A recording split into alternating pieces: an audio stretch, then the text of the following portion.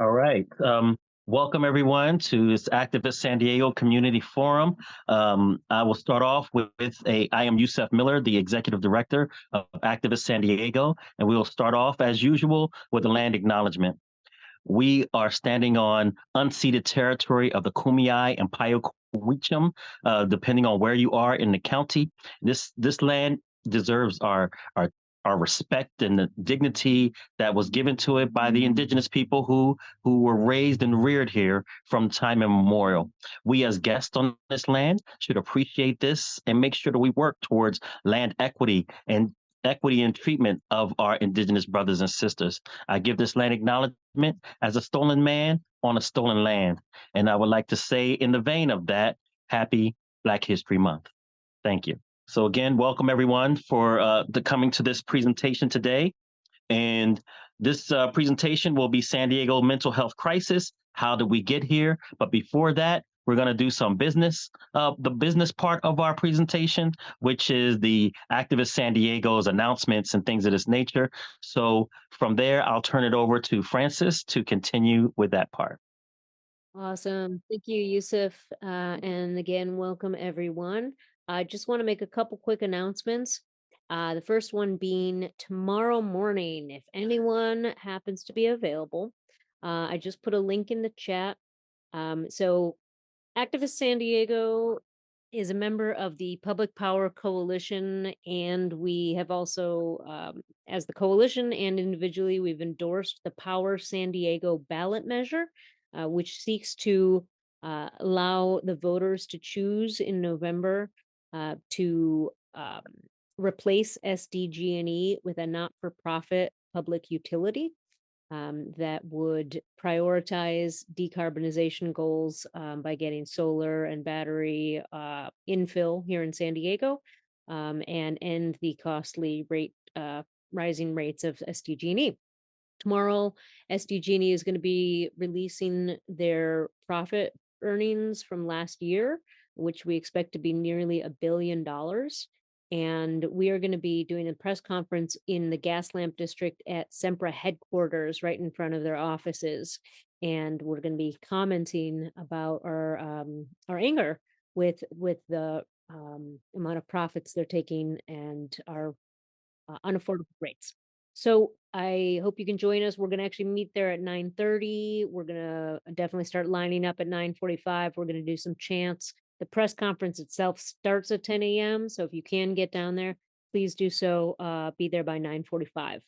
And second is that the California Poor People's Campaign has invited us to join them in Sacramento on March 2nd, which is next Saturday.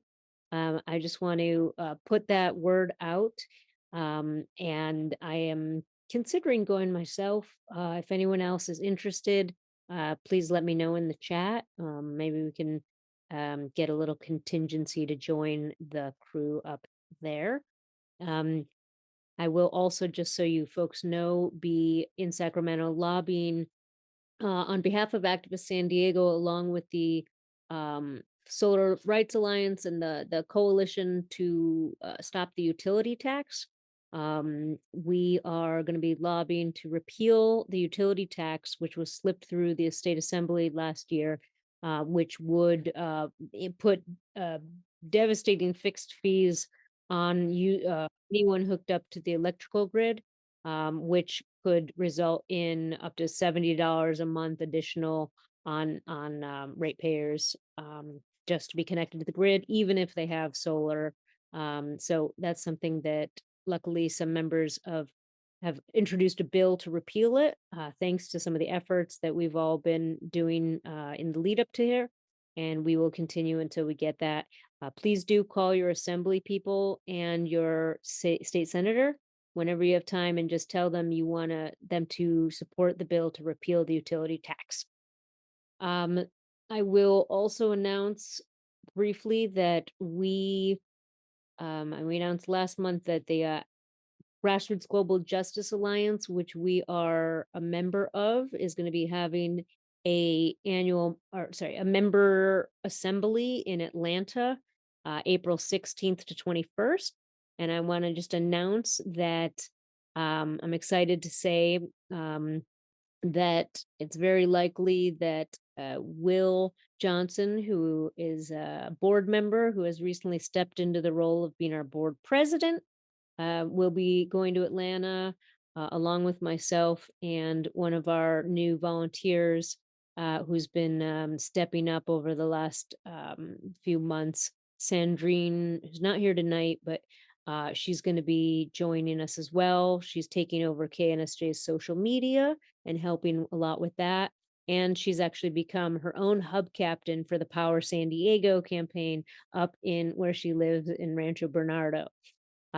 So um, actually, as I mentioned, hub captains, I just will leave one last note, though we have the press conference tomorrow morning with Power San Diego.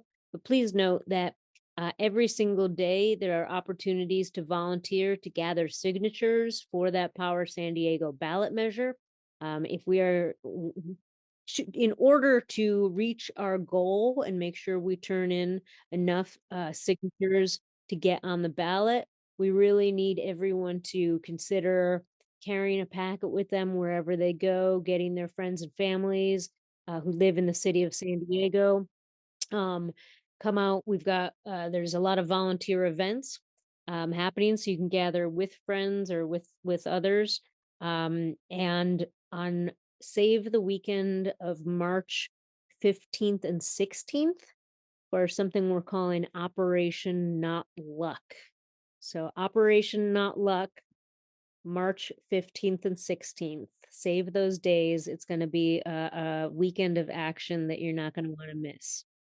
On that note, I will hand it back over to Brother Yusuf Miller to move on with the program. Thank you, Yusuf.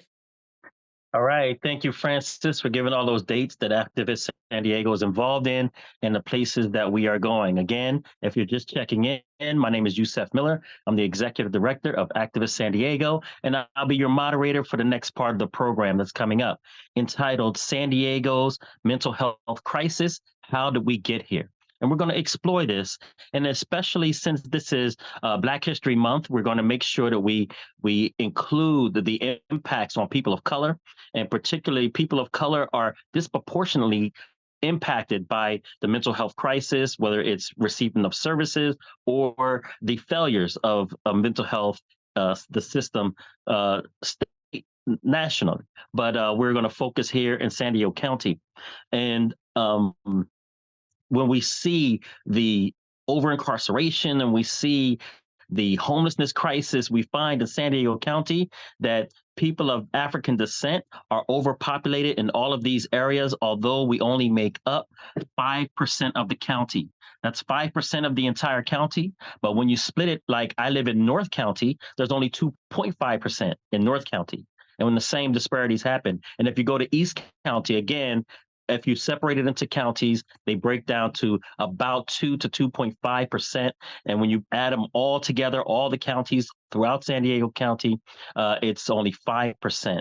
But yet we make up 35% of the homeless population, for example. So we're going to get into that, and we will honor those facts by discussing them, making sure that people are aware. And on that note, I want to turn over to a general broad swath of how we got here. What is going on in the crisis of the system of healthcare in San Diego County? I will turn it over to Jessica Kramer from Reach SD. She is an activist and a person with disabilities, and she is just a go-getter. I work with her on many occasions and many other group activities and organizations that deal with mental health and the disabled. So I'll turn it over now to Jessica Kramer. And before you get started, Jessica, let me give people the layout. We will speak with Jessica Kramer first. Then after her presentation, we will have a question and answer period. Then we'll go to Cheryl Canson. And Cheryl Canson is with Treat Me, Don't Mistreat Me. And the MI is for mental illness. Treat mental illness, don't mistreat mental illness. And then we'll go to Gina Burns, who is with Moms Against Torture. And then we'll have a separate question and answer period for those two afterwards. So Jessica Kramer, question and answers. Gina, Cheryl Canson, then Gina Burns, then question and answers. Then I'll turn it back over to our program managers. So with that, thank you, and I'll turn it over to Jessica Kramer. Jessica Kramer. Jessica.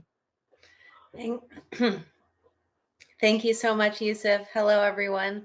Very brief introduction about who I am and how I got to be here.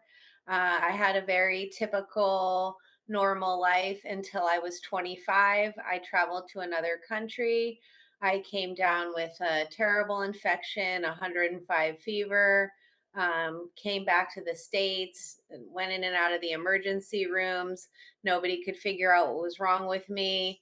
It was many suggestions that I was psychiatric and not medically ill.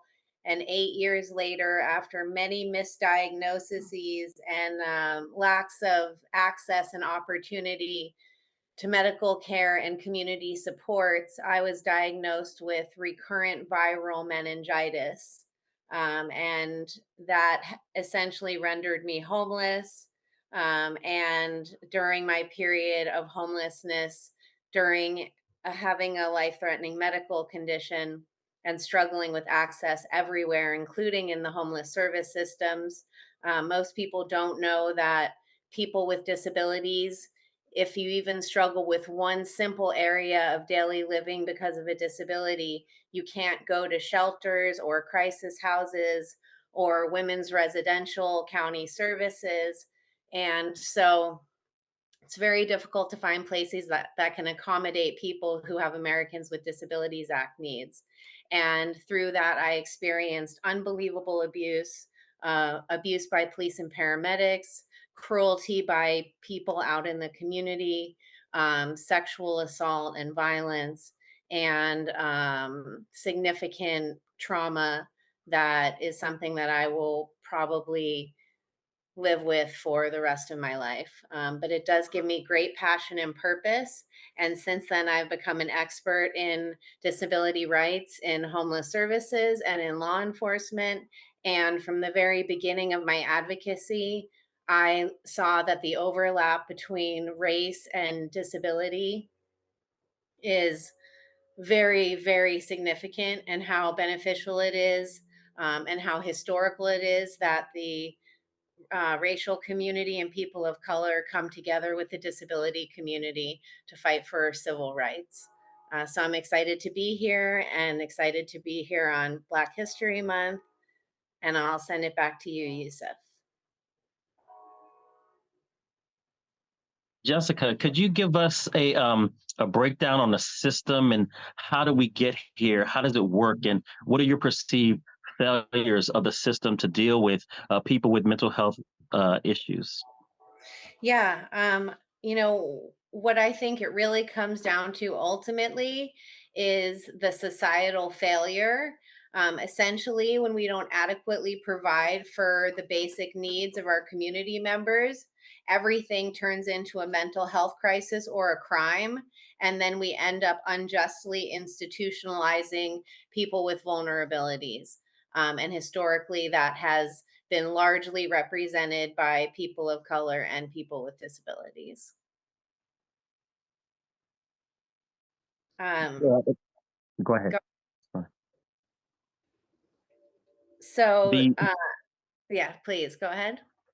I was going to just chime in and ask about some of um, the rates of facilities and things like that that we have. Do we have adequate facilities? And how about the people to man those facilities or staff those facilities?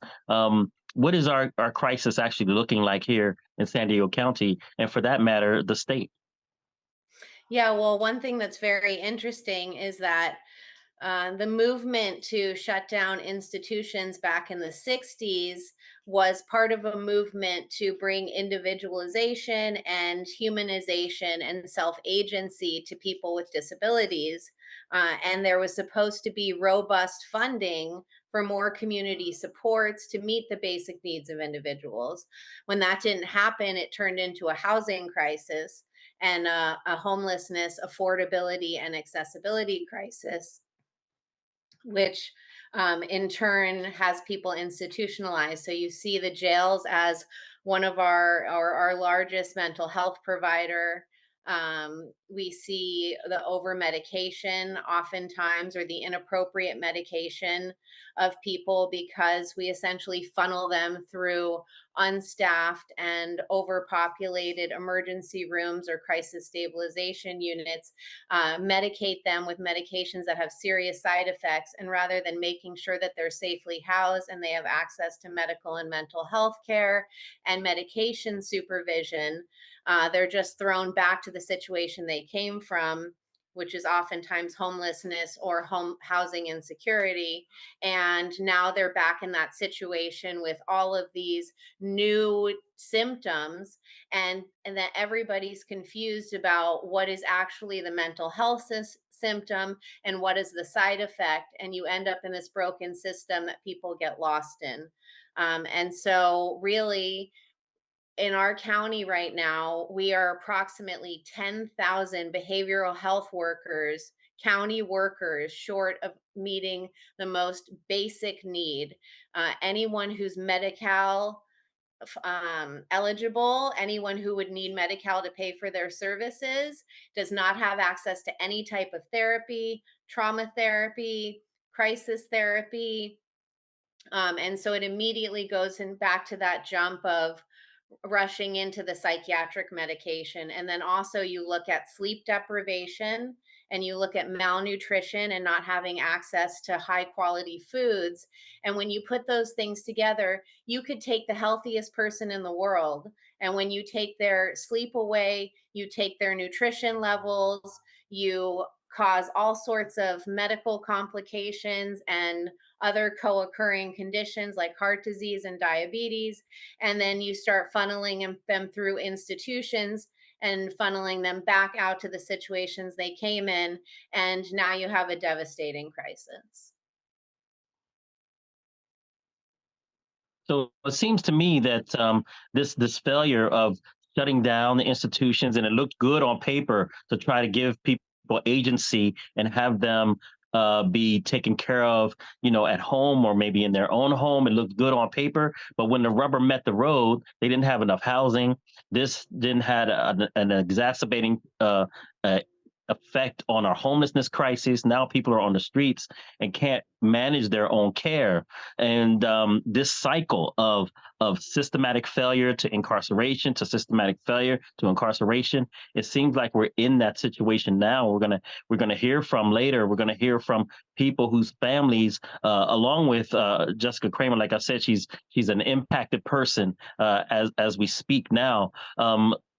Jessica, I wanted to move into some of the legislative actions that you've been working on. You've been doing dynamite work with law enforcement agencies, state agencies, trying to move the needle on disability rights when it comes to not only incarcerated folks, but also folks in the community. Can you tell us about that? Yeah, absolutely. Yusuf, I think one of the first times we met, which was the beginning of COVID, we received a presentation from the ACLU on racial inequities in policing. And one of the statistics that they threw out was that use of force against people of color was actually the second highest rate of abuse, whereas people with disabilities were actually rated a little bit higher, especially people with mental health disabilities. And then when you put the two together and you have people of color with disabilities, it's essentially death within a matter of seconds in a really quick amount of time. Or the disability isn't understood, and you end up with somebody being inappropriately arrested, charged with even resisting arrest and all sorts of things, and then they end up funneled into the jail system. Um, and so when I realized that racial equity in policing wasn't going to cover it entirely, and that it really needed to be a joint relationship between racial equity in policing as well as disability rights in policing, I started studying both the racial equity policies, the use of force policies, and also the disability rights policies. I got a certification in disability rights in law enforcement, and I started working with law enforcement as with methods of improving the relationship between community members with disabilities and law enforcement, reducing the statistics of use of force, but especially as a method of alternative to incarceration, really looking at how reasonable accommodations in interactions with law enforcement can help make sure that we are not disproportionately funneling people of color with disabilities into the jail system, when instead we can uh, use all sorts of Americans with Disabilities Act reasonable modifications to get them other types of supports, or potentially get them back to family members, or to potentially book them with a different sense of urgency, with a little bit more medical and mental health oversight, and really try to make sure that they're not getting lost in a jail system where they're likely to die. Great, and great work. Thank you for that. I have a I have a question on the similarities between a person who is presenting with mental health conditions and a person who is presenting with drug or alcohol abuse. How similar are those, and what have you been seeing the problem is with that? In the policy work I've been doing, I've studied almost all of our law enforcement agencies and the county's policy manuals. And what was fascinating to me is that so many of the policies and trainings that were developed over the last decade are under the same title. And it's a grouping of three disabilities: it's substance use disorder, mental health disorders, as well as developmental disabilities. And so when you think about those three being put together during trainings and in policies, where essentially you're treating the same with same or similar procedures, you really begin to understand. And also, too, it doesn't just affect people with developmental disabilities, it affects a whole broad range of anything that could be a cognitive disability, from a brain injury, and not just autism or dementia, but also post traumatic stress disorder, any type of neurodivergence, whether it's ADHD, and it's a huge wide spectrum. Um, Sorry, I lost my train of Yes. thought. No worries. The interaction between law enforcement when they come across. I remember in Carlsbad where there was a young man who was he was he was he was inebriated, and when medical people came to assist him, it was fine.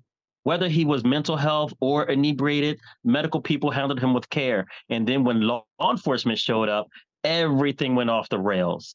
They took his aggressive tone, the deepness in his voice, and all these things as aggression, coupled with the fact that he was black.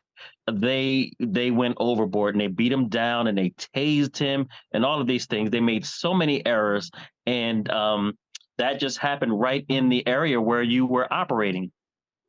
Yes, well, what's really interesting and gives us to a little bit of insight into the culture of law enforcement when it comes to people with disabilities, which includes substance use disorder, it's very discriminatory. The policies are written as mentally disordered persons. It's certainly not politically correct in any way whatsoever, nor is it sensitive or culturally appropriate. And so it just tells you a lot, that that's how it's a very, even with the crisis intervention that we've done so much work on, and the de-escalation and the mental health policies, it really is still setting law enforcement up to consider these people dangerous and suspicious. And that's why the work that we do on these new disability rights policies in law enforcement is so important.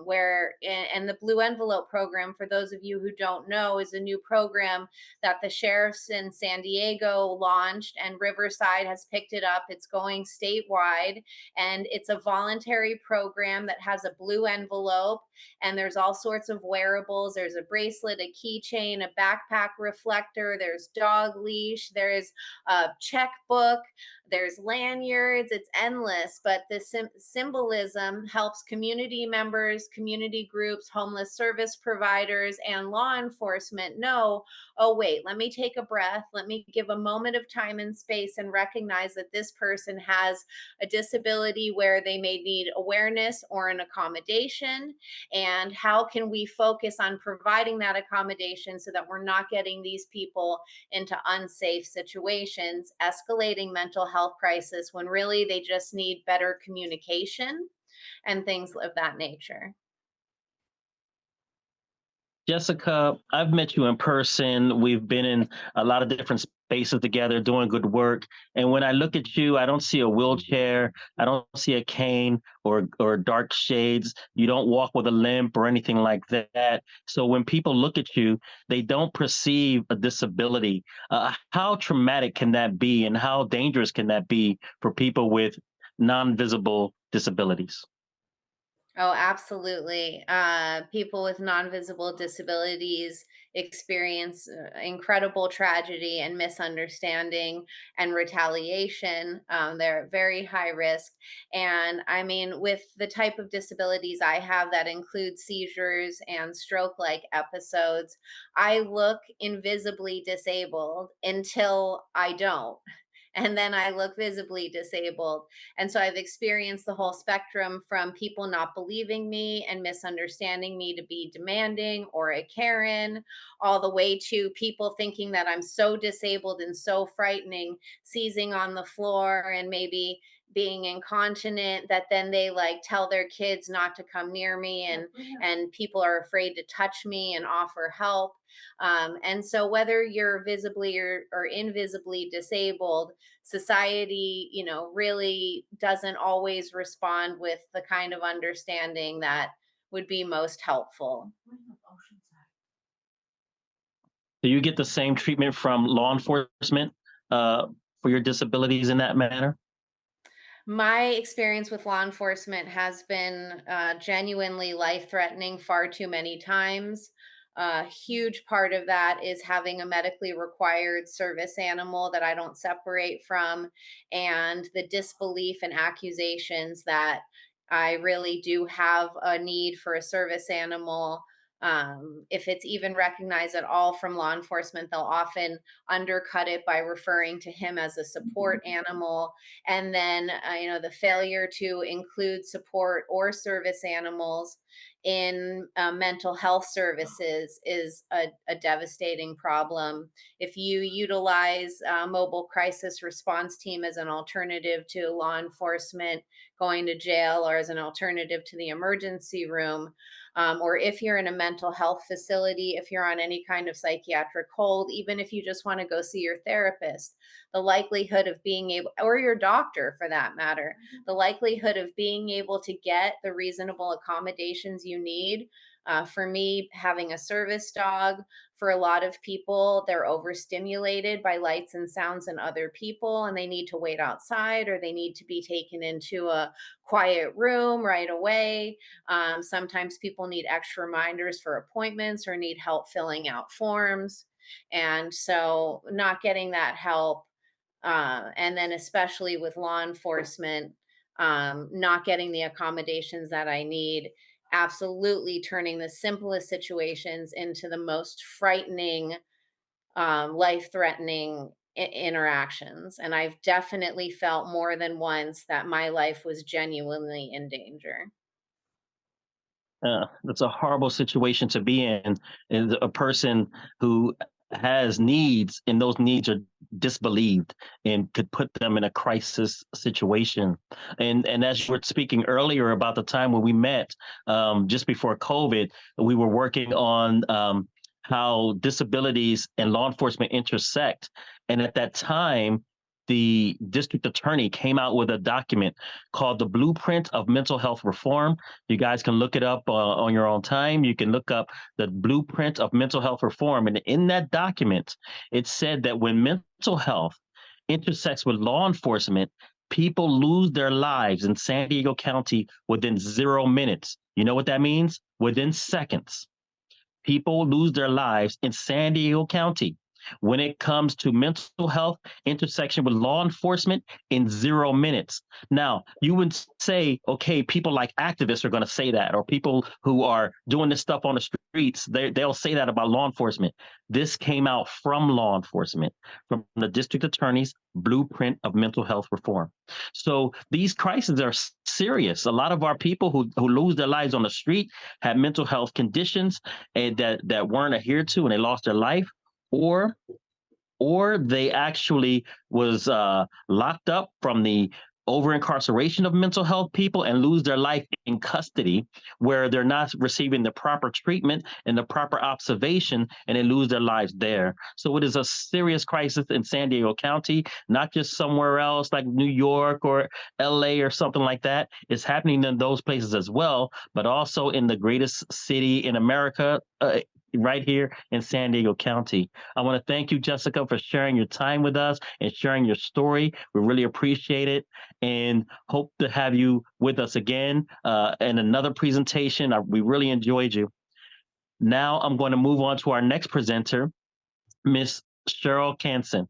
Now, I've met Cheryl Canson again also many years ago, as she's been working with Pillars of the Community and Peace Resource Center. She's also involved with and many other good works throughout the community.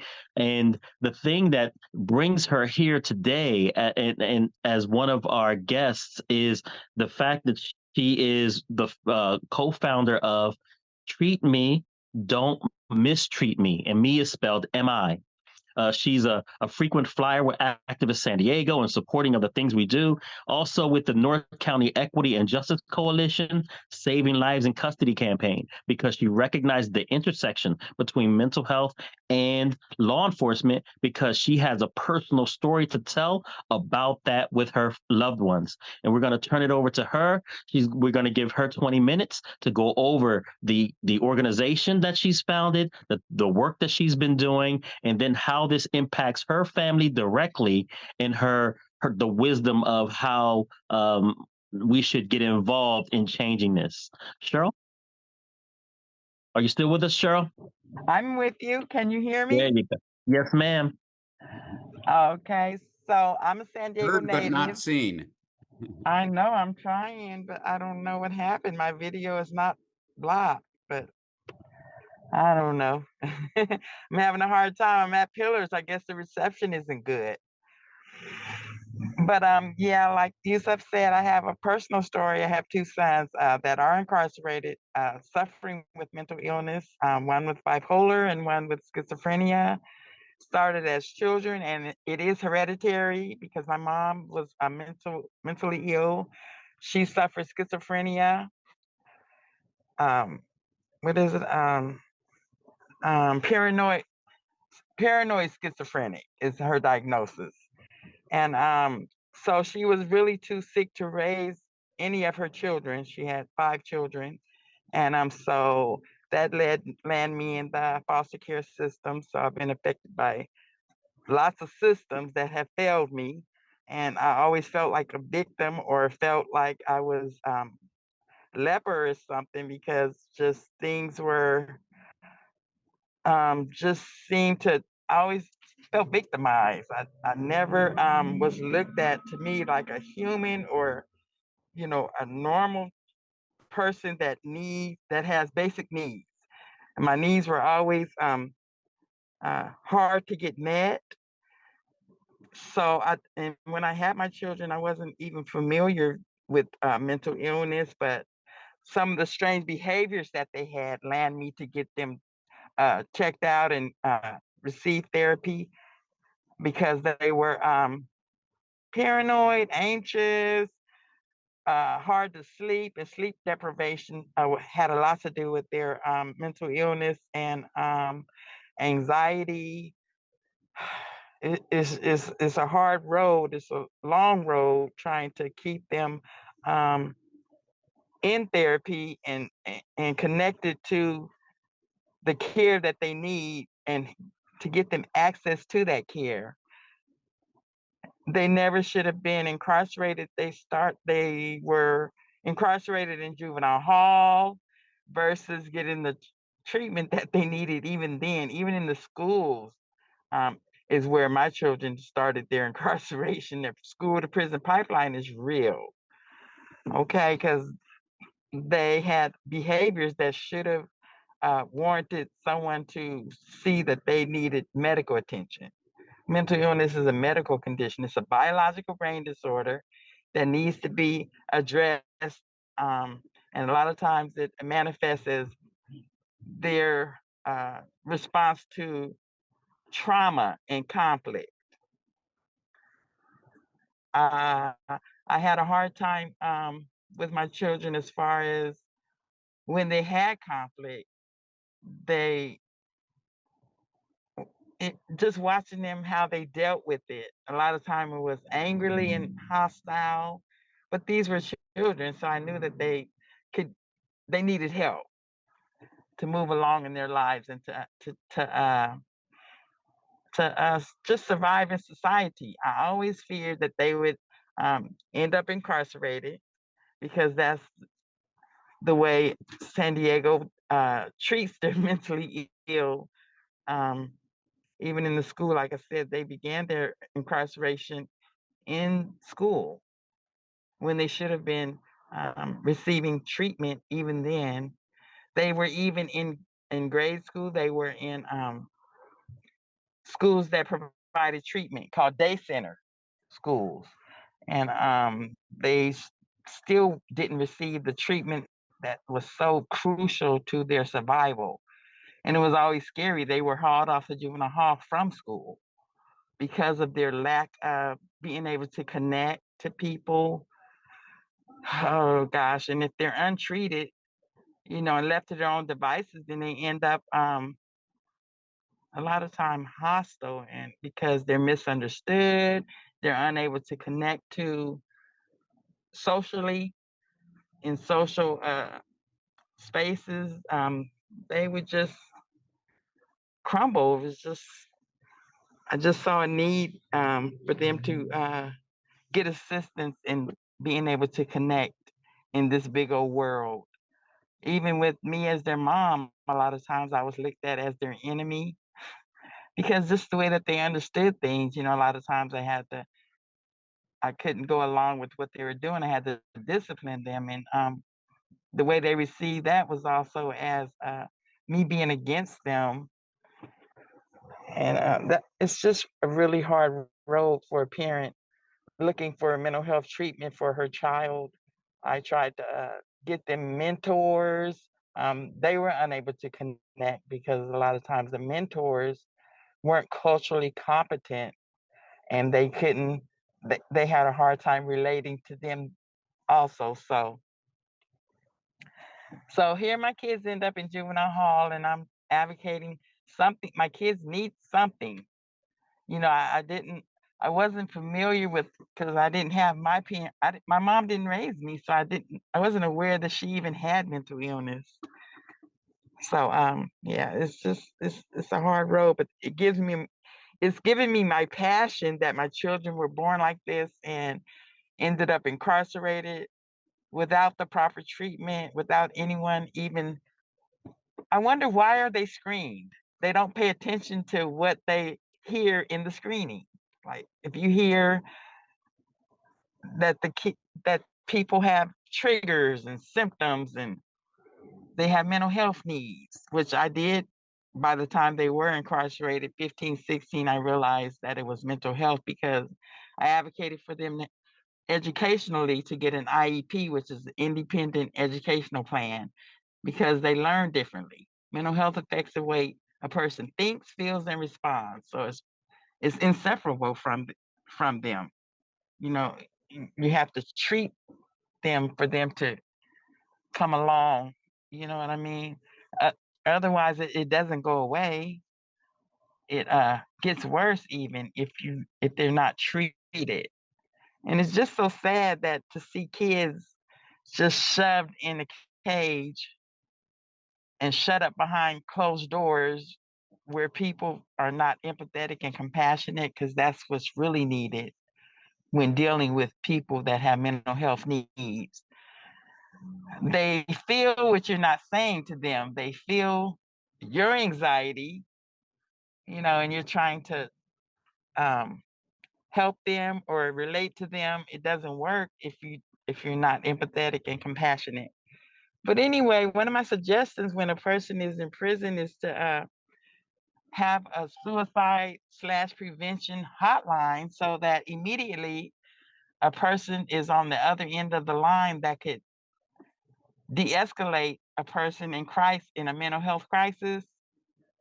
But that's not happening. There's no way for a person to self-advocate that they feel unsafe or that they are in a crisis and that they need help. And that's the sad part, because there's only so much help that they can get inside of jails and prisons. And just the culture of it, that they're locked up and not able to expel some of that energy and explain their triggers and their symptoms, is just inhumane. Because they're human at best. They're human first before anything else, and we connect by our humanity. So when they're treated inhumanely, a lot of times they come out. If you back a person into a corner, or an animal, they come out swinging. I first asked my son when he first got arrested. I said, "Son, because he's very anxious and impulsive, and so I said, "What did you do when you first got locked up?" He said, "I went back and forth across the cage," is what he called it, the cell, until I just passed out. The officer told me to stop pacing. He said, like a mangy dog, you know what I mean? Just back and forth, back and forth, back and forth. Oh God, it would just hurt my heart. It just so much more needs to be done. They should have I suggest a panic button, just to get some attention and get someone aware that you need help right then, emergently. Not standing in a line, or explain what's going on with you just now. Just a way to just get help right now. You know what I mean? It's very important. And Treat Me, Don't Mistreat Me is a platform designed to allow families to relate and tell their stories and be the voice of their loved one that is incarcerated.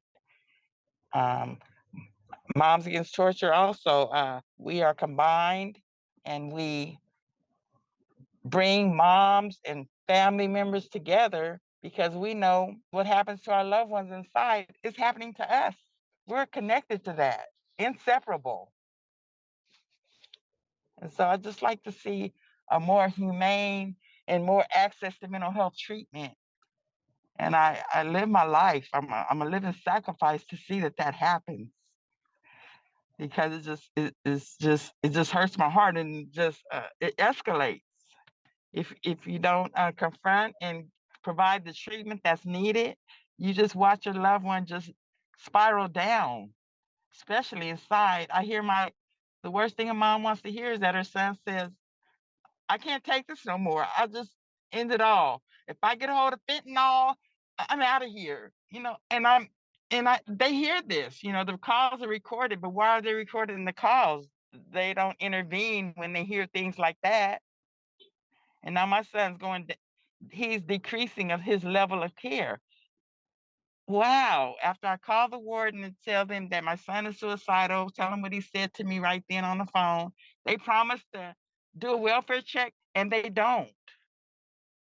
There's so much more that needs to be done.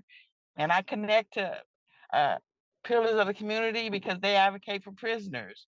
So when we are at the table and our families come to the table and discuss their mental health of their incarcerated loved ones, I grab them and invite them to Treat Me, Don't Mistreat Me and Moms Against Torture so that they can have a support. We need to support one another. We need to hold hands and lock arms, and pull each other along, because you can get stuck and just feel isolated and hopeless. And I don't want that. I don't want anyone to go through that, because it, I, I'm pro-life. I'm pro-life.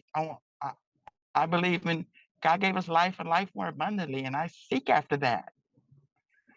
And so I grab other parents and family members, and we do a check-in, because a lot of times we're so busy and we're so in such pain that we forget to check in with ourselves.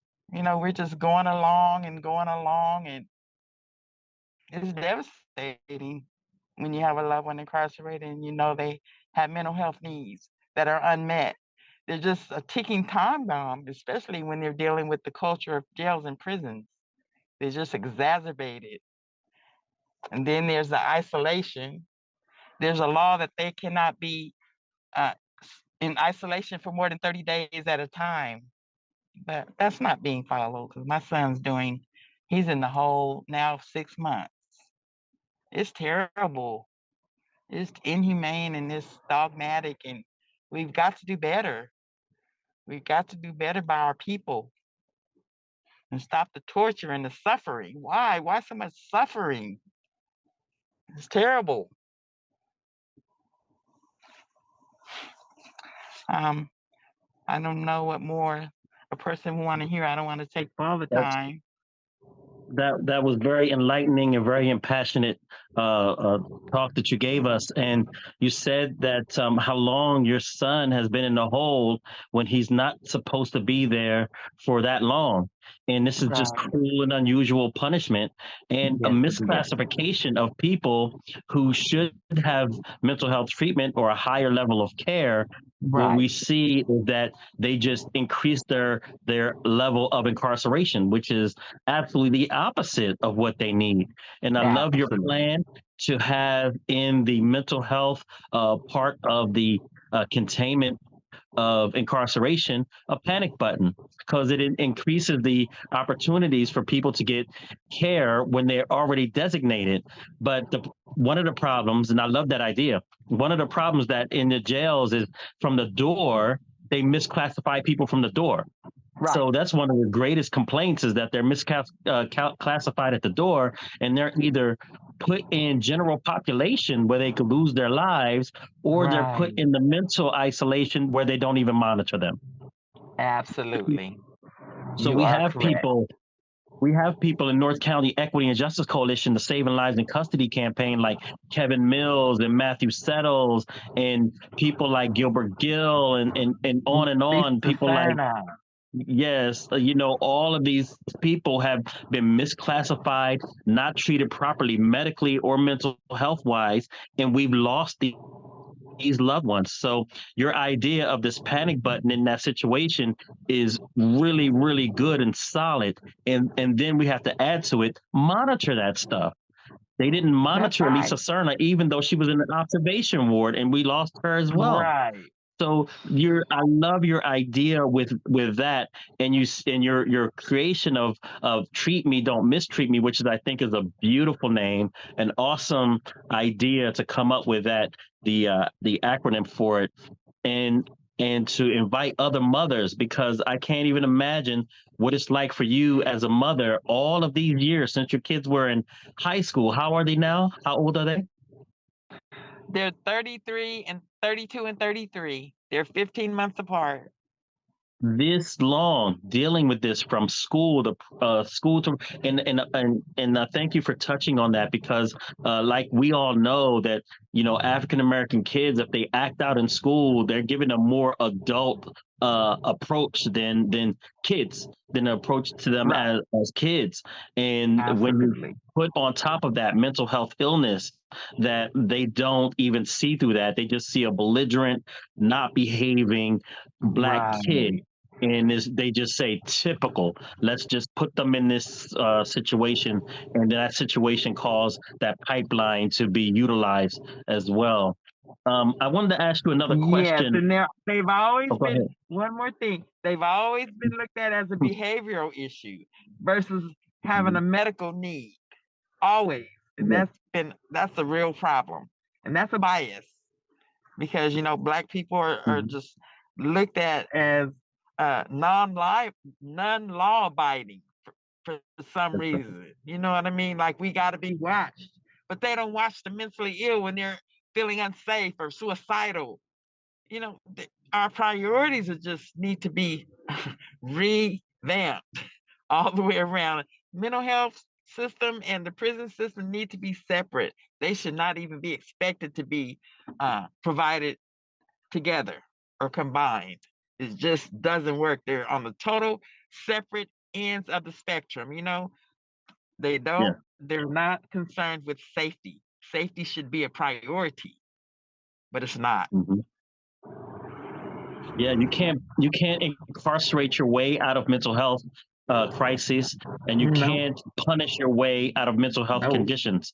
you These can't. need to be dealt with scientifically and medically, and and sometimes even chemically. Some people with chemical imbalances need to have that chemical restoration, and but they don't even see that. They see incarceration and the dark hole. Unfortunately, I mean, God bless your son. He's been in this dark hole for 6 months, and it just exacerbates his condition. And like I said, as a mother going through these things, I can't imagine for all these years and all this time. You have two kids involved in this pipeline, which if they don't have a mental health condition and they're acting out, they just lump them into the D's and F's category and the expulsion category. So it's one way or the other. If they don't have mental health, they're gonna flunk them out of school to deal with them in their behavior, quote unquote, behavioral issues, or they have mental health issues which go undiagnosed and try to punish it out of them. So thank you for your sharing with us. I really appreciate it. I hope that I mean after these kind of talks, it takes some self care after delivering these kinds of talks. And thank you for exposing yourself and being vulnerable and open to us. But also don't forget to take self care after talks like this. And bless you and your family. Now we're going to go to another ally of ours, Gina Burns. Gina Burns has I've also known for several years in the same capacities, doing some great things, and she has been just like Cheryl, have been a martyr on the cross for her children as she fight for not only her children but also for the community at large to make sure that no one else goes through what her children are going through, and she stands in solidarity with Saving Lives in Custody campaign, and she is also a frequent flyer with Activist San Diego. And we see that this is a universal kind of issue. My beloved friend Gina Burns, she has indigenous heritage with her, Latinx heritage with her, African heritage with her. She has so many things that intersect, and these things are not colorblind. But one thing they are in the system is focused on people of color. The issues themselves are not colorblind, but the focus on either treatment or mistreatment in our systems are directed towards people of color. So I want to turn it over to Gina Burns from Moms Against Torture, which is a very appropriate title for the organization. She's a co-founder of that one as well, and she.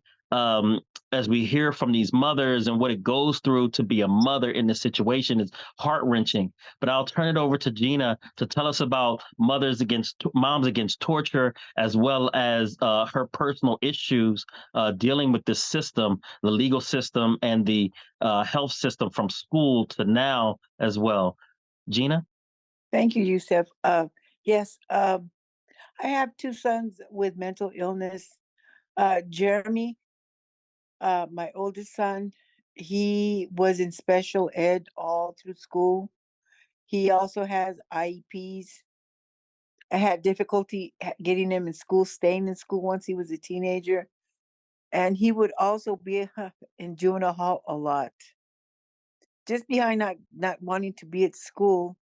But when he turned 18, I had seen him go into a psychosis, and it scared me. I was trying to get him to go to mental health treatment, and I would bribe and I would go through everything. I was just so scared for him. And because of his mental illness, well, he did go with me to county mental health, and he was diagnosed with schizoaffective bipolar type. He was having delusions, and he just didn't make sense. And he was very impulsive. He wanted to be social. He wanted to be with his friends and what have you. But at one time, he was invited to a party and whatever, to make a long story short, because of his mental illness, he got arrested when he was 18 years old. And I had just barely started him on medication. He wasn't all there.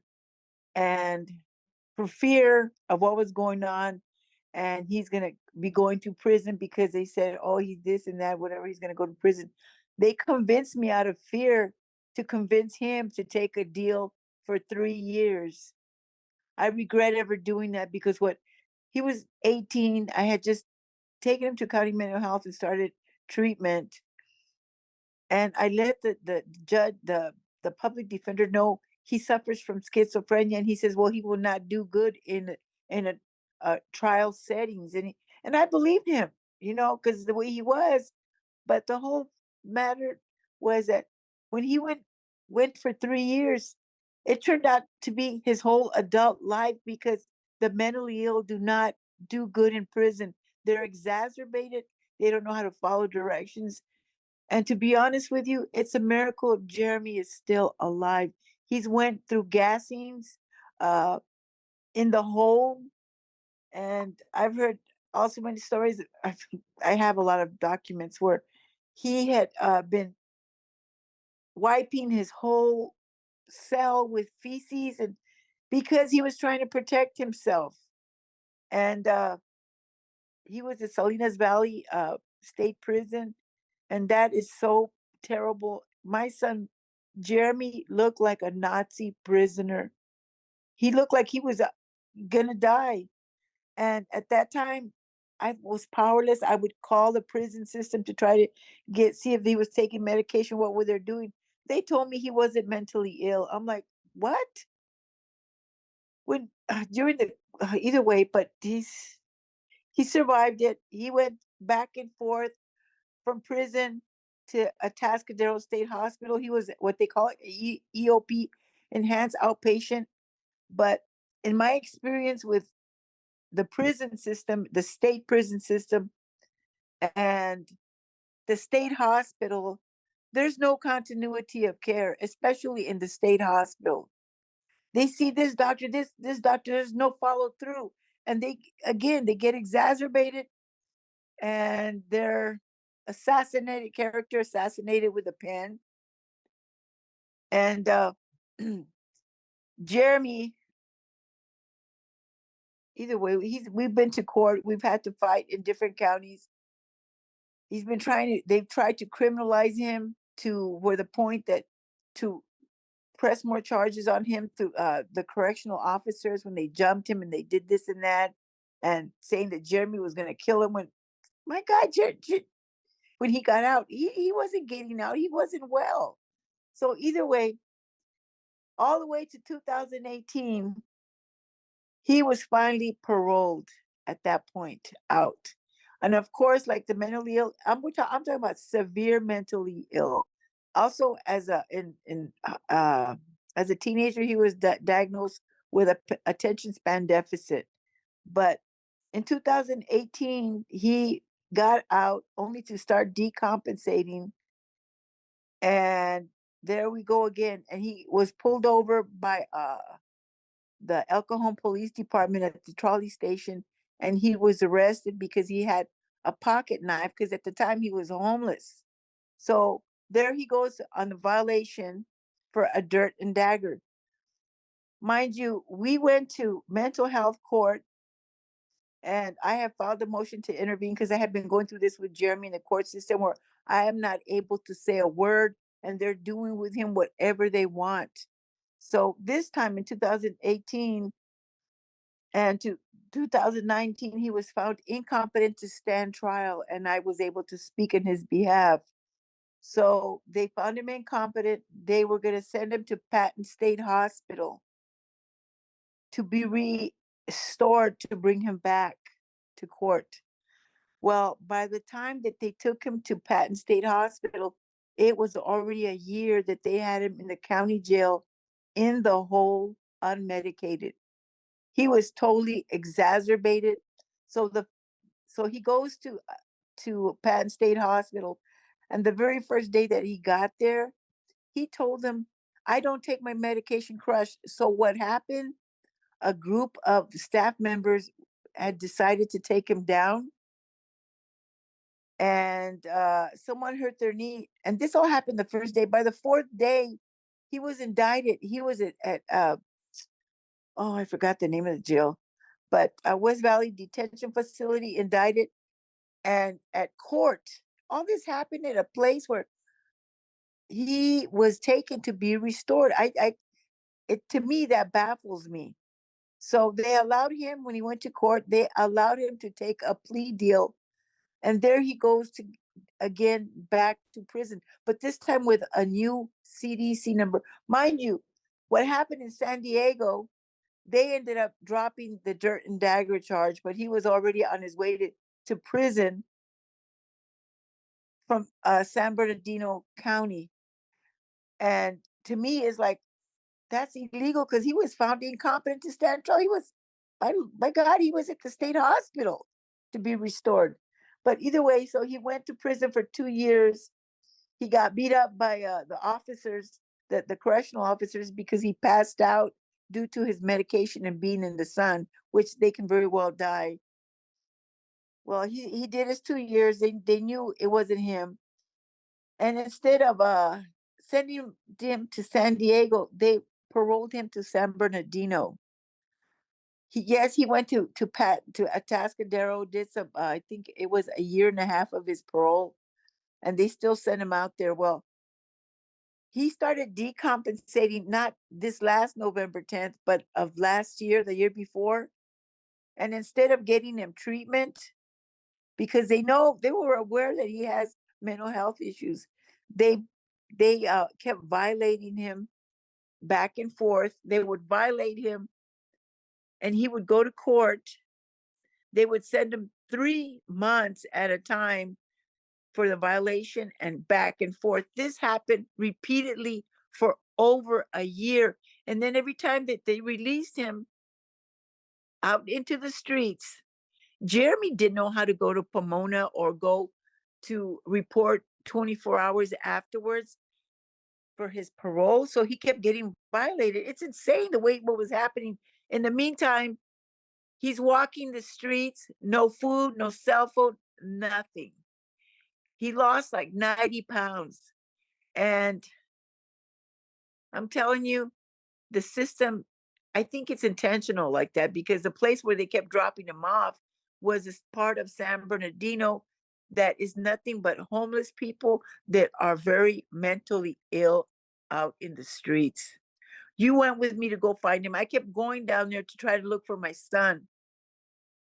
So as of January 30th, he maxed out on his parole and it's over. So he's out in the streets of San Bernardino with not knowing anyone or anything. So I'm going down there looking for him. I have found him one time. I wanted to help him because I know he was hungry. He had already lost like 90 pounds. And I freaked out. I freaked out. I told him I was going to use the phone to call for help. And he was mentally totally unstable. And I got scared because I know that they're not well. I was scared to get back on the freeway to come back to San Diego and to have an accident. I didn't know what happened. And that's part of being human. But well, either way, the police went after 3.5 hours of me calling and them not really caring. So what happened is they made him just go from the car, and I felt so guilty, Yusef. I felt so guilty because that's my son. But I was in fear. I was in fear for myself also. So I ended up going still back and forth, and I went to the hospital, St. Bernardine's. Someone said, "Why don't you go check in the hospital, see if he's there?" And I talked to the lady, and sure enough, she was telling me that he was there every day.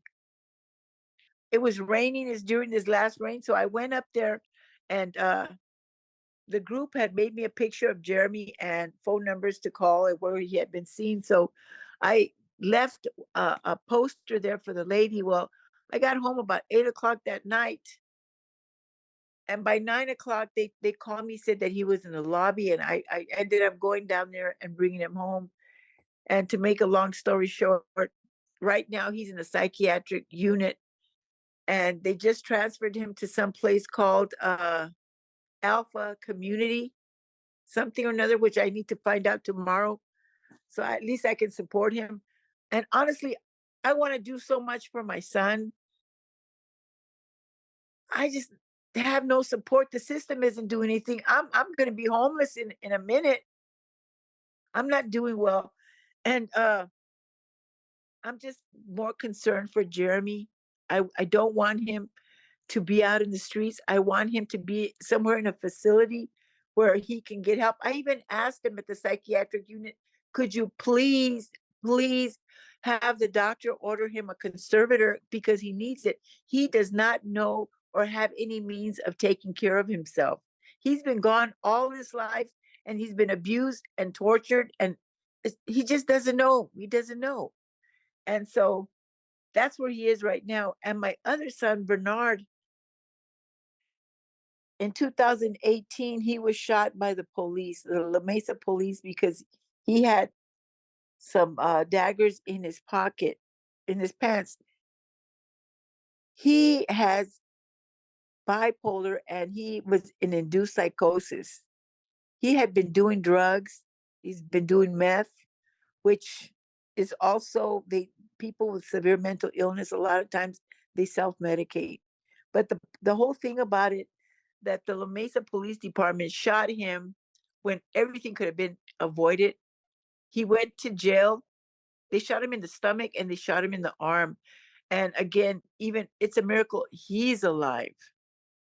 And during the report and the whole court process, we found out that the police officers, a couple of them were lying. And either way, it took 4 years for us to go to trial, and he got better. And when he got home, he was having a lot of symptoms of trauma. He wasn't medicated, and he relapsed. And right now, he's not doing good. And I'm really concerned about him too. I don't want the police shooting him. I've called the mobile crisis unit because he's been in out of it when he's been in psychosis.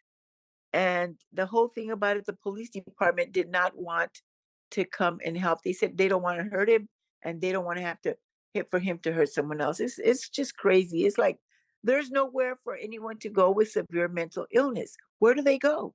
Where do they get treatment?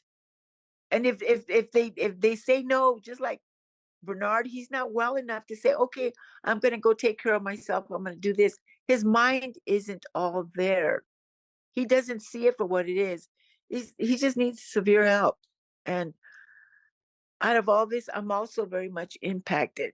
In 2022, we had that bill that was based on Jeremy's story and countless others like Cheryl's sons as AB 1630, the vulnerable rights to a fair trial.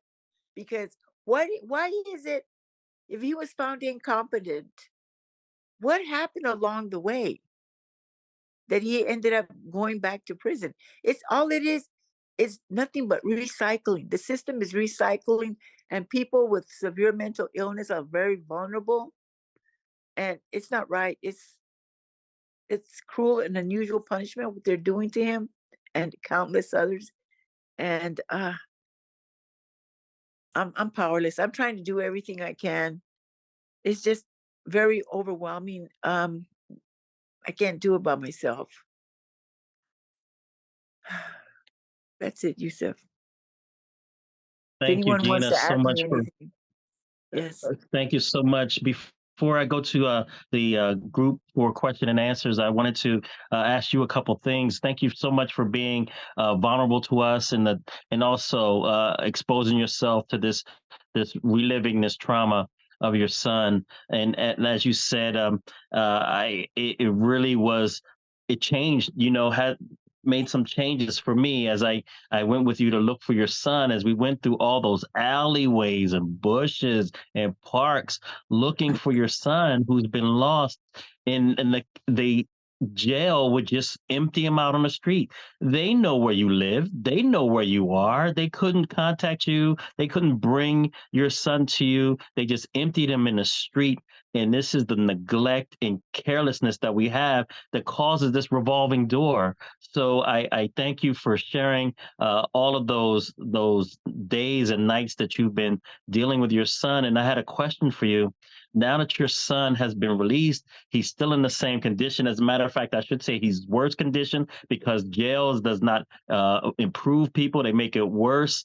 And you care for your son at the same time balancing your own safety. Tell us about that, please. It's scary. It's traumatizing. And to me, that day that I just totally panicked and I was scared, I realized that I should have had someone with me. And I felt so guilty. And it was so painful, the fact that I could not bring him back. And I really wanted to go feed him because he hadn't eaten. I know he was hungry. He looked terrible. He used to weigh 220. He looked like he weighed 150. And he's 6'4" and black. And it just it's been heavy on my heart because I want to help as a mother and do everything I can. And I realize I can't do everything by myself. And the system is set up to where they really don't help them. They try. They really could do more. I really, to be honest with you, I really believe it's set up to work just the way it is. It's like, in my opinion, slavery has never ended. It's just evolved. And if you go to prison, if you don't have a mental illness, you'll come out with one. And a quick reminder to all of us, which I'm sure everyone's aware, we lead the world in mass incarceration. It's like, come on, really?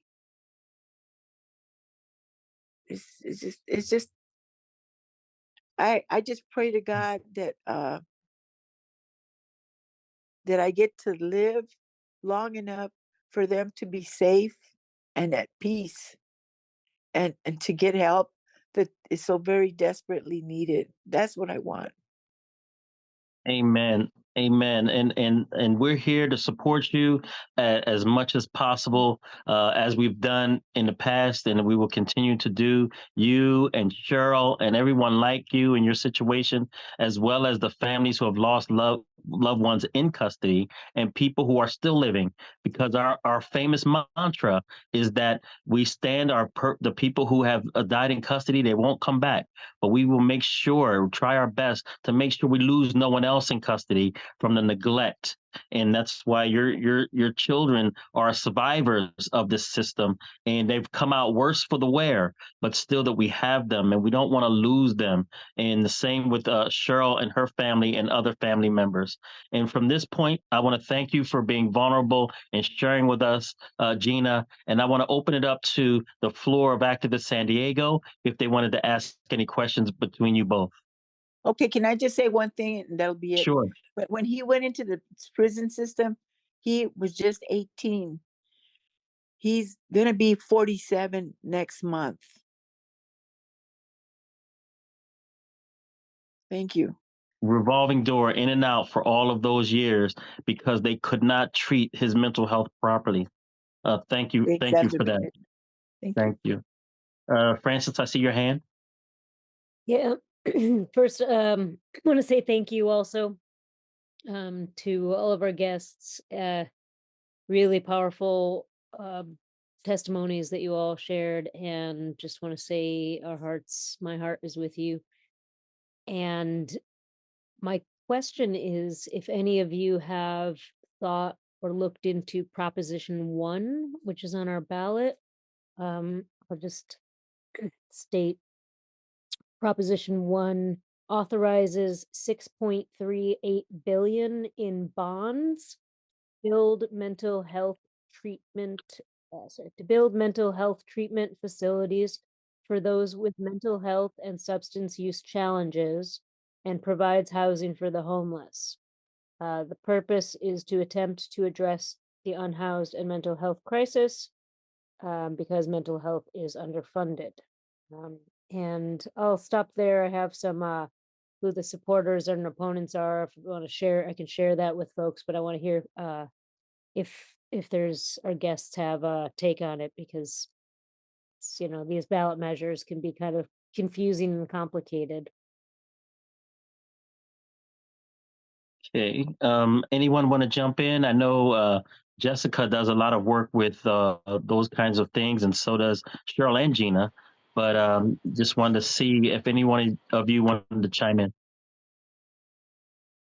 I want to say something real quick. All that money, we have to follow the money and make sure it's spent the way it's supposed to.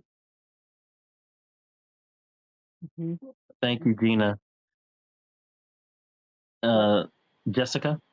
Yeah. So one of the positions I serve is as an appointed member of the county's Behavioral Health Advisory Board.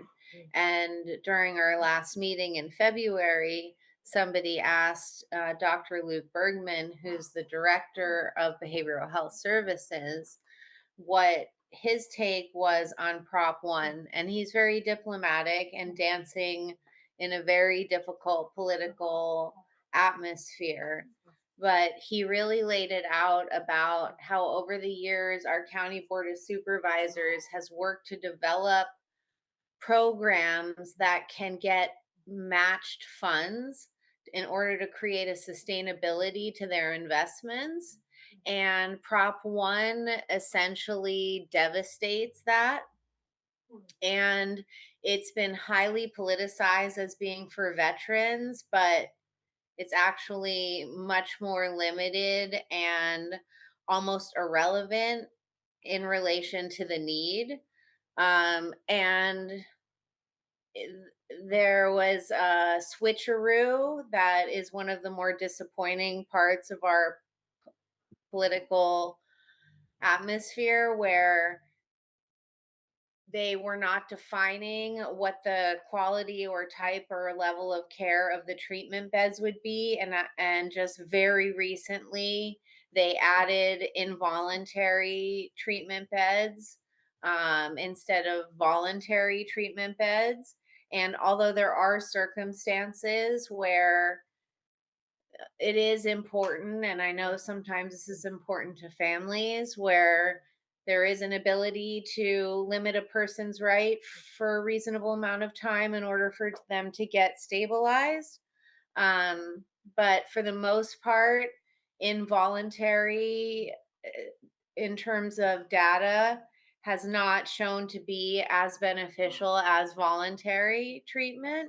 And so the switcheroo to take it from voluntary to involuntary without defining how many involuntary beds would be funded has been really frowned upon by disability rights activists. So it seems from the people that I admire as reasonable subject matter experts in the field that it's not something that's going to be good for our county's ability to deliver better mental health services, especially in such a tight atmosphere right now around the introduction of care court and the work being done around the implementation of Senate Bill 43, which involves the expansion of the definition of grave disability, that it will allow for a broader scope, the broadest scope in the history of these protective laws around involuntary treatment.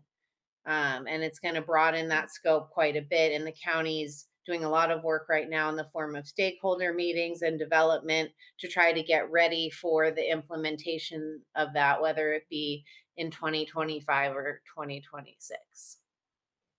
But Prop 1 seems to not be an advisable move for the county's behavioral health services system.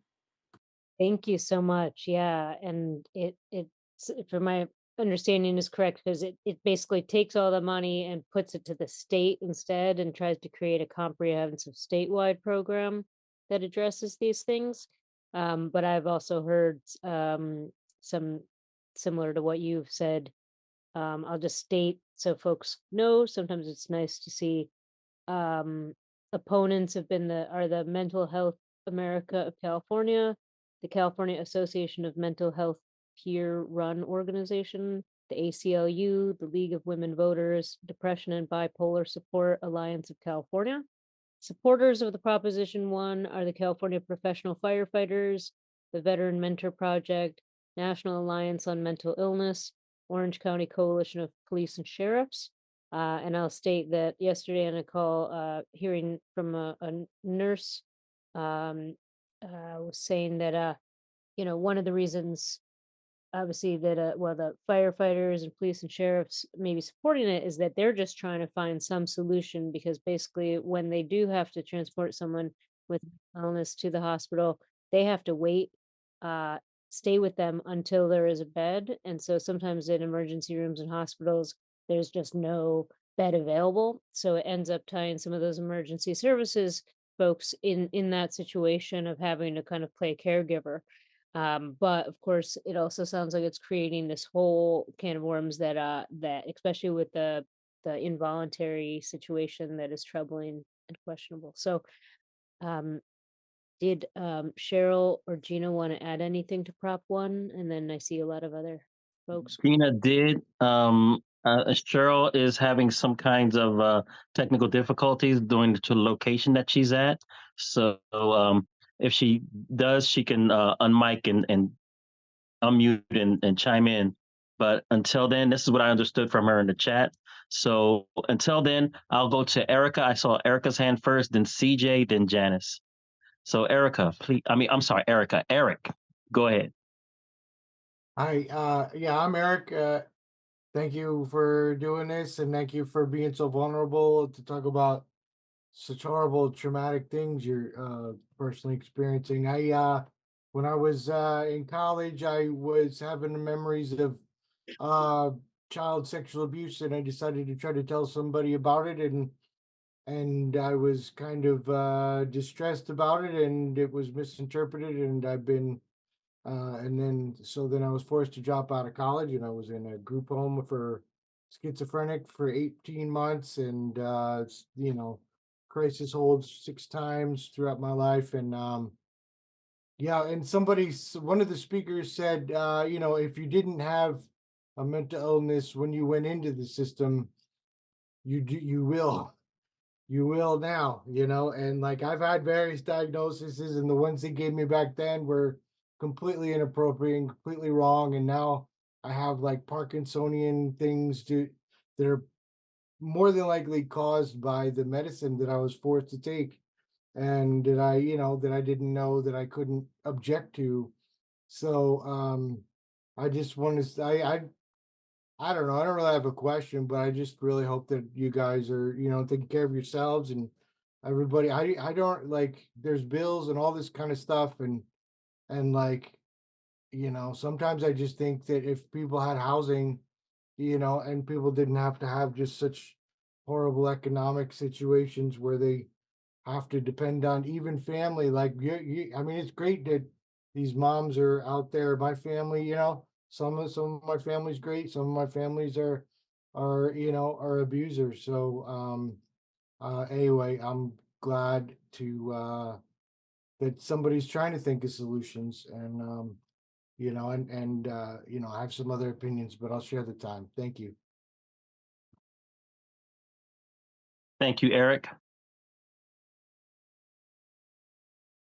If anyone wanted to, is that your hand up, Cheryl? Oh, no, that wasn't a hand. Okay, well, since no one has responded to that one, I'll turn it over to CJ.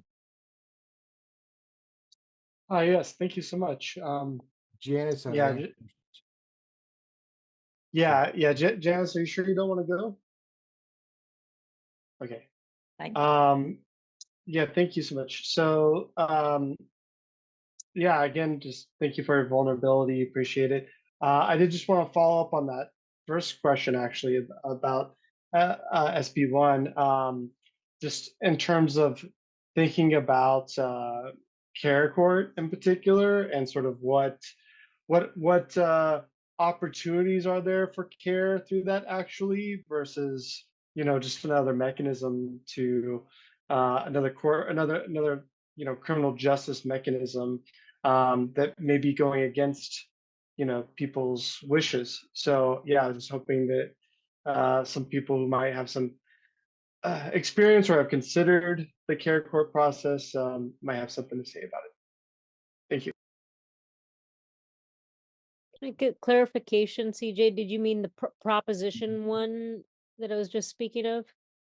Yeah, sorry, the proposition one. That's right. Proposition one. Thank you for that, CJ. And Janice, if I skipped over you, sorry. Please go ahead. Thank you all so much for sharing your stories. They were very impactful and, resonated with me in so many different ways. But, I'm more involved in education. My son had chronic illnesses. So he was diagnosed with migraines, fibromyalgia, and then 9 nasal allergies that impact his immune system. But he was treated very badly by the school, which caused him trauma and harm. And then that resulted in him manifesting mental health issues. And so since then, and also we were lucky because we had the resources and the knowledges to fight for him. But, I see that there are so many people who, and I didn't know anything about special education or accommodations or students with disabilities, and they totally took advantage of that. And so now I advocate for people to know their rights. And, it is, being more involved with the education system. I see what people are talking about with the schools to prison pipeline, and students of color are who don't even who don't even have mental health illnesses, but have some like ADHD, autism, then they or different learning abilities are treated punitively, and then that can manifest into mental health illnesses. And students who do have mental health illnesses are treated punitively for being manifesting. So my kind of focus is on how do we provide preventative care when children have the safety net of having being minors in a school system that are supposed to act in loco parentis and provide that support so that they know how to be able to advocate for what they need, accommodations. So, I'm looking for solutions on how we can change some of these systems, because there is money in the systems, but the money is so abused. There's such a misappropriation of funds, and school districts would rather pay lawyers tons and tons of money to make sure that they don't have to give students the supports and services they need. So, and students who do manifest, who have diagnosed mental health issues or different learning disabilities do end up more going into juvenile detention centers and even for doing things like making stupid comments on social media, you know, And so how can there's something wrong with the way that children are being channeled into the juvenile detention system. Like, what actions can we take so that our taxpayer dollars aren't used to harm and traumatize students, and children, and then, once they get into the system, whether it's juvenile detention or prison, then they're even more traumatized and it's almost like it perpetuates. So I'm looking for what kind of what do we need to do? Like, I don't know how we got here, but I need to figure out like how we can not be here. I So see Cheryl's hand. Okay. We, I feel that we need to continue to come together and create spaces for families to be heard and give voice to the situation and advocate for our kids. A lot of times we're so busy, we don't see the signs. And we have to advocate in the schools because behavioral issues, instead of having a medical need, like I said before. Can you guys hear me? you're breaking up a little, but we hear you. I stopped your video just because I think that might help. Stop my video. Oh, I did it. Okay, I stopped your video for you. Yeah, I stopped your video for you. Okay. Yeah, I feel that's very important to continue advocating for them and being there, giving voice, because they're unheard. Even adults, the kids, a lot of times they're looked at as faking, because they don't want to take the necessary steps by the treatment that is needed by this group of people. Cheryl, you're really breaking up now. We can't understand you anymore. And I know you're in a place that has a bad connection. So if you could do me a favor, because I just really want people to hear what you had to say, that if you could write it out and get it to us so that we can make sure we send it out to our participants, because I think what you were saying in the direction you were going before you cut out was very valuable. So I'm going to go on to the next hand that I saw. I think Will hand went up first, and then Dr. Nedalescu. That's cute. Hi there. I'm Will. And I was just when I was listening to all these stories. This isn't really a question. It's just kind of like a comment. I It kind of unlocked like a little core memory. My dad was a school teacher in Vallejo, and I grew up in Napa. And he would always talk about, oh, I have these kids, and this is second grade, third grade. He would say, oh, I have these kids with behavioral issues. Like, he'd always frame it that way, as behavioral issues. And I've heard that come up a couple times in this conversation here, and it just like clicked for me. It's like that is part of this whole school to prison pipeline, and it starts in second grade. And I'm kind of shamed that my dad is part of that, and myself, and that was like part of like my childhood. Now just thinking about that, but yeah, it's just shocking what it evolves into. So yeah, that's my comment. Thank you. Thank you for that, Will. Like it takes different stages of our life when things click, hearing many different stories, and then you see something that comes to, it just reflects back to your life. It's happened to me before, so thank you for sharing that. Doc? Hi, good evening, everyone. This is my first time joining your group. I'm a bit of an advocate in San Diego since about the start of the pandemic. I'm a neuroscientist at Scripps Research. My work is about the neurobiological basis of motivated behaviors, but really with emphasis on substance use disorder. And I want to tell you about a program that I think might help. So anytime I see something in San Diego about mental illness, I try to come online and it's really educate that we do. But there is a program that's funded by the San Diego County's Behavioral Health Services, and Jessica Kramer might know about this, but it's called Stepping Higher. And I messaged Youssef you privately, but maybe I can share with everyone.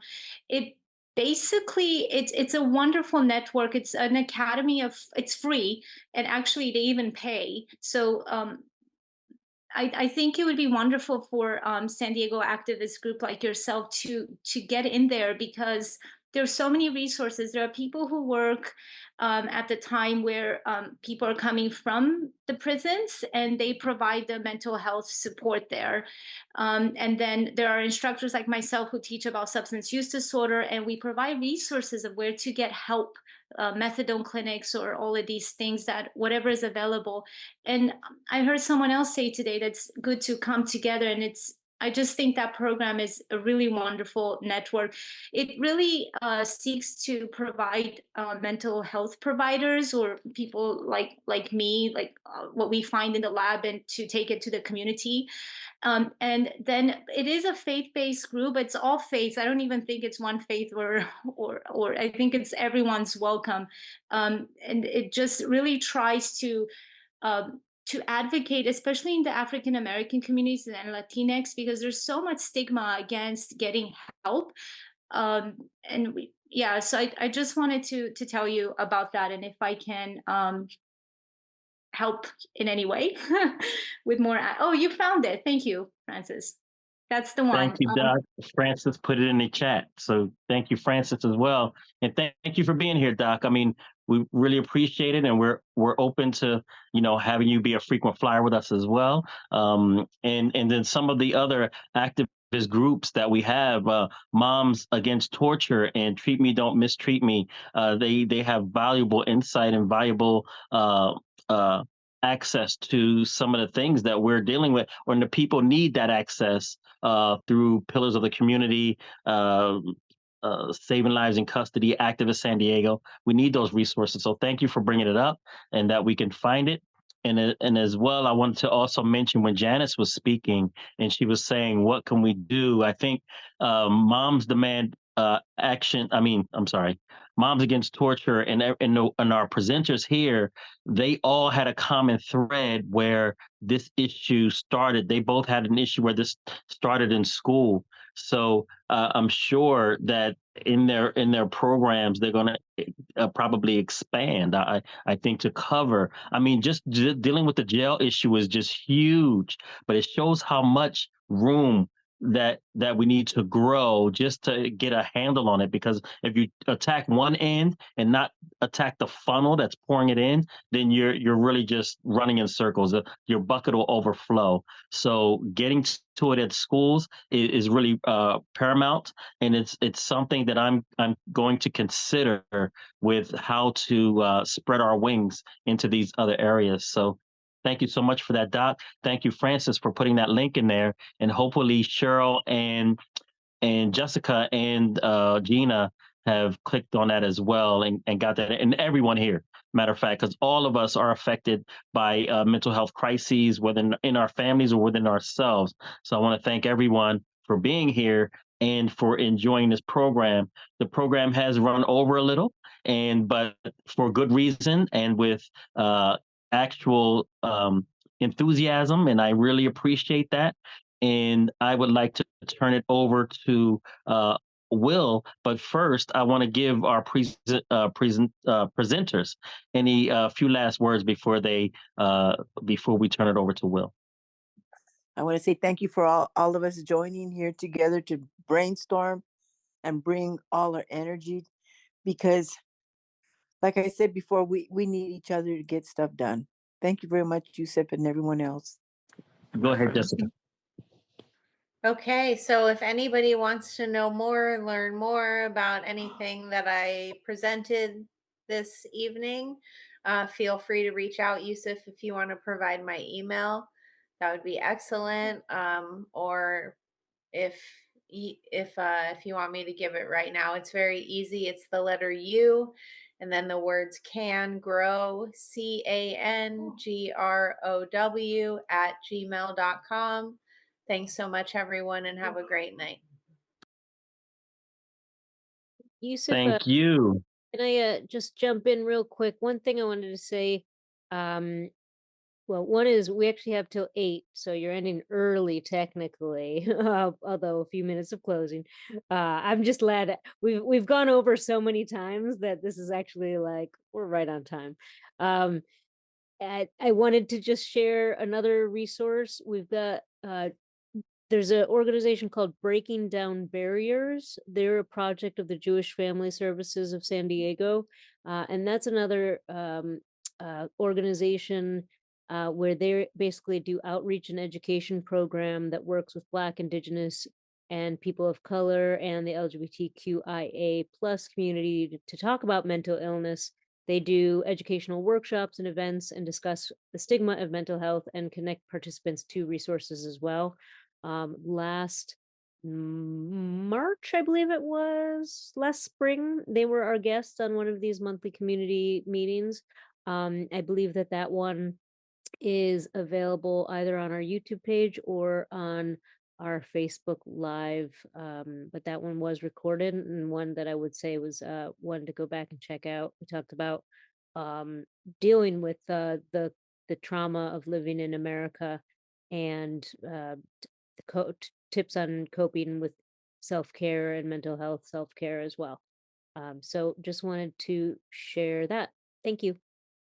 Thank you. And we'll turn it over to Will. And please, everyone, check the chat for Jessica's email and some of the other links that were put in there by Francis, so that you can save those and look at them and hopefully get some use out of them. Will. Okay. So I just want to remind everybody, or first I want to thank everybody for being here, and thank you to all the presenters for telling us their story. That was a really heart-wrenching 2 hours right there. But I don't think it's one that any of us are soon going to forget too. And we definitely want to keep fighting for all of you and your family and your families too. So, Francis wanted me to remind everybody that next month's meeting is going to be on the 18th.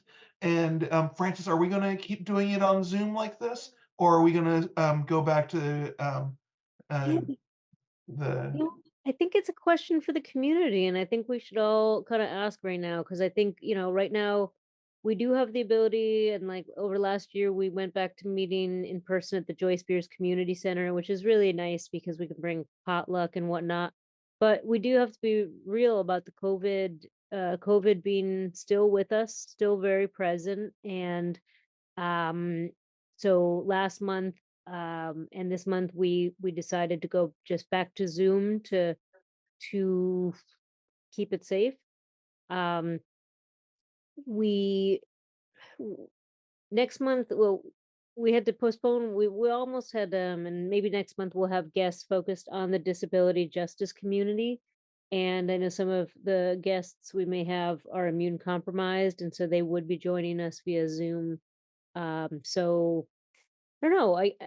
Maybe I'd love to ask our guests here today if they would next month, if they would want to join, and you could just put Zoom or in person. If you would next month would prefer to join us on Zoom or in person, we'll kind of take a little straw poll, and we can kind of, keep discussing it as a community, because we want everyone to be safe.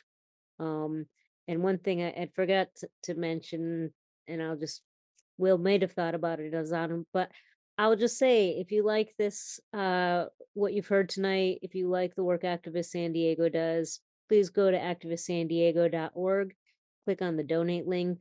Everything we do is totally funded from the grassroots, from supporters like you and I, who pitch in to keep this intersectional networking hub of an organization able to function and do these kinds of programs. So thank you, and I'll pass it back to President of our board, Will Johnson. All right, thank you, Francis. And Martin votes for both a hybrid again.